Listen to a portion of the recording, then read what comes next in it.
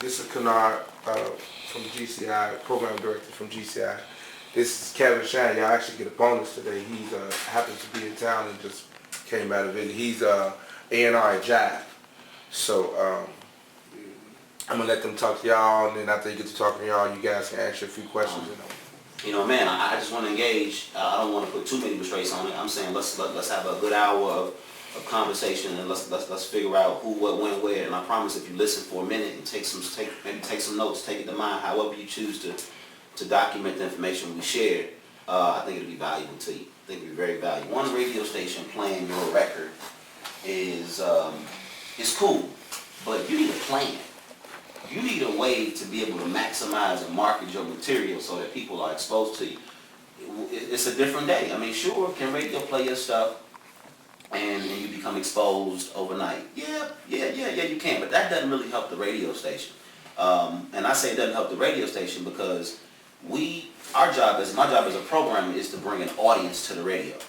So if you haven't done a job of doing homework or bringing an audience to the radio in your own circle, in your own Facebook community, in your own MySpace, in your own performance community, or however you choose to garner that audience, then you're limiting my ability to expose you in a larger realm. Sure, you know, I want to be the first to play if it's that hot. But for local or independent people particularly, form those relationships with everybody. You know, you want to get exposed on a number of different platforms. So, radio, that's not the issue. You need a plan. And when you go into that major situation, hey man, people calling, my phone blowing up, all the majors calling me. Oh yeah, okay. They should be. But they want to know the plan. They want to know what's going on. If you're trying to, depending on how you're trying to arrange things, I'm sure Kevin can probably get into a little bit more of that.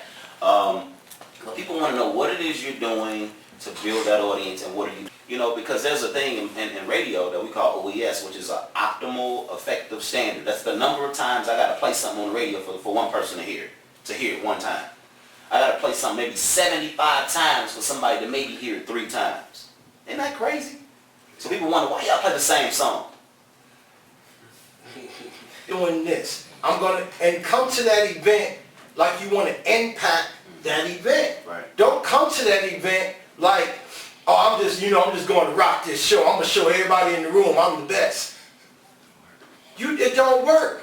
What would happen, what you think would happen if, let's say, a major artist just decided they were going to show up in Chicago and just walk on the stage and perform, and they wanted people to pay that day? Nobody could know they was there. Thank you. So, yeah, they might make some money, but are they going to make the same amount of money they would have made if we would have did promotion, if we went to GCI and talked on the radio, if we'd have had somebody outside promoting this and talking about it and building it up? But what really makes a person interested is word of mouth. And you got to ask yourself, do I have a buzz? Do you have a buzz? Do they have a buzz? Are people talking about you? If I ask one of my interns, you come to my office on Monday, you'll come and I'll ask one of my interns from Columbia or DePaul or whatever, and I'll say to them, hey, do you know this guy? Have you ever heard of him? If they say no, they ain't heard you, guess what? You got some more. It's us. We limit ourselves. Because in the bigger world, beyond Chicago, your selfish feelings about what you think and feel this business is about is just that, your selfish feelings. Your brand has to help other brands, Right. or enhance the brand, so that his salespeople can be like, man, we're going to play, what's your name, man? I'm P1. We're going to play P1 at this moment in the morning, this one, and guess what that does, P1? It helps sell somebody's product. It helps enhance your visibility as a product and as a brand. You on the creative side, my job, which makes me good at, and not to stroke myself, I'm saying, but to me, it's be good at what I do, or what makes people like good as a good programmer. You follow the audience. You understand who a person is talking to when you start to backtrack it. Meaning, I have a 14-year-old sister. I got 4 younger sisters. One that's 12, one 14, 16, and 18. When I hear my 16-year-old sister repeating every word to Waka Flocka before anybody in this room probably even knew who he was, or talking about his mixtapes and all this other stuff. And there's a community of people that's sewn in to the music before it's ever touched the radio. Same thing with Drake, probably same thing with Gucci. We see some different systems happening with these guys. That's why the record and radio industry is a little crazy. Like, wow, how can I predict this formula? Because this is an unpredictable formula because nobody's seen this. Because Drake now, nobody was giving out money like that for Drake, but Drake was so established before because he's probably coming from independent structures, right? Coming from independent systems. And people are putting in the work. They're putting in the time. But people not saying, okay, I'm going to go to Jive, I'm going to go to Def Jam, I'm going to go to this major situation and try for them to break me. No, they're already broke. I'm like, this dude is crazy. And then come to Chicago, barely playing a record on the radio, show sold out. Sold out show. How is that? How can you be that? What is it that you're doing? Or how can you approach the business to be able to get an audience the very same way to create that kind of buzz and that kind of fan base and that kind of attraction for your brand? And that's what we need to be trying to discover here. And if everybody's trying to go in the same lane, and it's not that everybody can't go in the same lane, because everybody's going to do things differently, and somebody's going to make a little bit more room for themselves no matter what, or speak a little louder, or yell a little bit. People come every day, get off the plane, every day to come in to be a writer. The competition level of being a writer or a producer is so high in Atlanta. That's why Atlanta constantly, you're hearing about records coming out of Atlanta at a rate. And so when artists get off the plane, you got people who came there and they were like, yeah, I'm going to be the next artist. I meet them a month later, they're like, man, I'm about to go to the studio, I got to write these songs for this person, I got to write for that person. They trying to get their writing game up.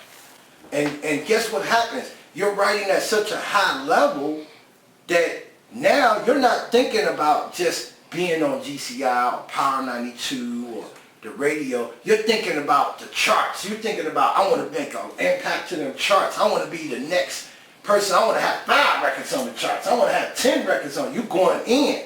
You're not thinking about that one single that you got. You're thinking about, man, I need 3.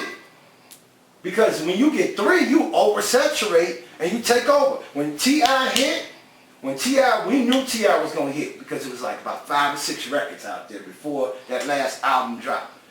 When Luda hit, we knew Luda was going to hit because records were coming. He had records coming out like at a rate that we were like, wow, and that's writing. That's why those artists are so good. Now on the other side of it, the bad side of the thing is that you can't predict what's going to work. You know what I'm saying? You can't predict it. That's where you guys as artists and creative individuals have to really work hard at selling what you're going to say. Like that. I need my lights on right now. My career is my lights. My lights are not on. I'm sitting here in the dark. Why am I sitting in the dark?